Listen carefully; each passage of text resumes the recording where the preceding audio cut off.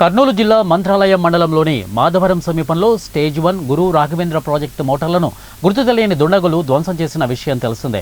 ఈ విషయం తెలుసుకున్న టీడీపీ ఇన్ఛార్జి రాఘవేంద్రారెడ్డి సోదరుడు రామకృష్ణారెడ్డి ప్రాజెక్టును పరిశీలించారు. టీడీపీ రైతులకు అండగా ఉంటుందని పంప్ హౌస్ నుంచి వచ్చే నీరు వల్ల రైతులు ఎక్కడ బాగుపడతారోనని ఓర్వలేక అడ్డుకోవాలని కొంతమంది నాయకులు ఈ పనిచేసి ఉంటారని వారు అన్నారు. గురు రాఘవేంద్ర ప్రాజెక్టు కింద 4,000 ఎకరాలు పంటలు పండుతున్నాయని వారు అన్నారు.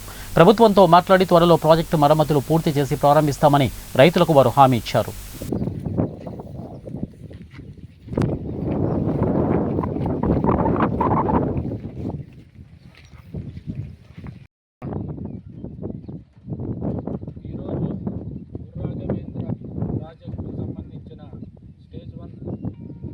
ఇక్కడికి రావడం జరిగింది. ఇది కొంతమంది తెలుగుదేశం పార్టీ అధికారంలోకి వచ్చింది, ఈ మనం చేసే అభివృద్ధిని అడ్డుకోవాలని కొంతమంది నాయకులు చేశారు. ఎవరు చేశాడో తెలీదు. కొద్ది రోజుల్లో ఎస్పీ గారు కూడా మేము తెలియజేయడం జరిగింది. కొద్ది రోజుల్లో దీనిపైన విచారించి తప్పకుండా రైతులకి పార్టీకి కంపల్సరీగా న్యాయం జరగాల. ఎందుకంటే ఇలాంటి కుట్రలు చేసే వాళ్ళని ఏ పార్టీ వాళ్ళైనా కూడా క్షమించే పరిస్థితి లేదు. ఎందుకంటే వర్షాలు లేక రైతులు తల్లడిల్లిపోతున్నారు.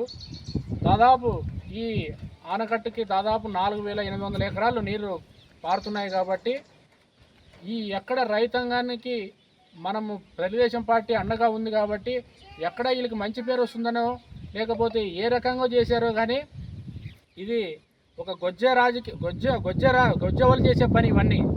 ఎందుకంటే రాజకీయంగానే ఎదుర్కోవాలి తప్ప ఇలాంటి కుట్రలకి కుతంత్రాలకి పాల్పడకూడదని నేను ఈ సభాముఖంగా తెలియజేసుకుంటున్నా.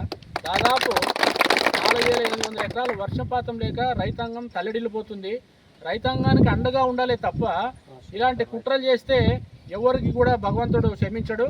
తప్పకుండా దీనిపైన ఎస్పీ గారికి కలెక్టర్ గారికి తగిన చర్యలు తీసుకొని ఎవరైనా కానీ ఏ వ్యక్తినైనా కానీ ఏ పార్టీ వాళ్ళని కానీ క్షమించకుండా ఇంకోసారి ఇలాంటి కుట్రల కుతంత్రాలకి పాల్పడకుండా తక్షణమే వాళ్ళని పట్టుకొని వాళ్ళకి తగిన శిక్ష వేసి త్వరలోనే దీనికి సంబంధించినటువంటి మెటీరియల్ కానీ త్వరలో గవర్నమెంట్ తరఫున కూడా మేము మాట్లాడడం జరిగింది.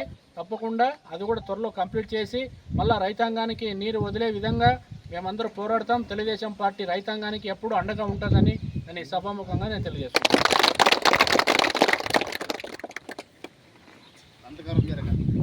Right.